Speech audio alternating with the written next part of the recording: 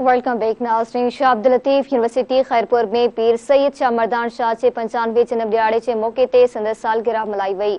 उन मौके ते अख़बारुनि चयो त पीर सैयद शाह मर्दान शाह पंहिंजी ज़िंदगी में वतन ऐं क़ौम जी तरक़ी लाइ जस्तजू ऐं हिम्मत जो पैगाम ॾींदे अमली किरदारु अदा कयो।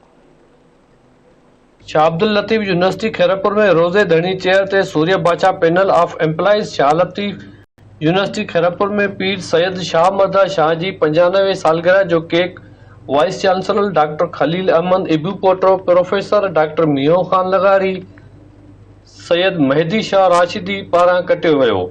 उन मौके ते अॻवाननि धरती टीवी न्यूज़ सां ॻाल्हाईंदे चयो त जो शाह मर्दान शाह जूं ॻाल्हियूं आहिनि या जेके उन जूं जेके अमल आहिनि उन्हनि ते असां जेकॾहिं वाक़ई पैरवी कयूं त चार चंड लॻी वेंदा। हिकु अहिड़ी शख़्सियत जे बारे में थी आहे जेका कंहिं तारुफ़ जे मोहताज न आहे ऐं असां हिते चेयर में आहे असांखे जेको आहे एज़ डायरेक्ट संभाले अॼु ॾहों ॾींहुं आहे। ख़ैर सां 10 ॾींहंनि में असां पहिरियों हिकिड़ो इवेंट करायो आहे सभिनी जे साम्हूं आहे। पीर सैयद शाह मर्दान शाह अलमारू शटरधनी बाजा सरदार जी 95 सालगिरह जे निस्बत सां इहो जेको प्रोग्राम रखियो वियो।